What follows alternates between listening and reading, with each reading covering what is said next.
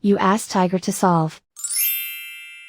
This deals with linear equations with one unknown. The final result is t equals -30.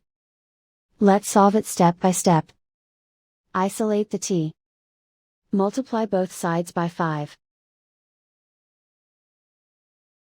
Group like terms. Multiply the coefficients. Simplify the arithmetic.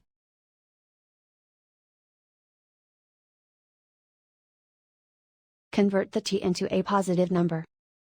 Multiply both sides by -1.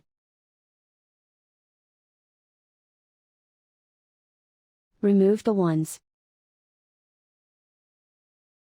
Simplify the arithmetic. And so the final result is t equals -30.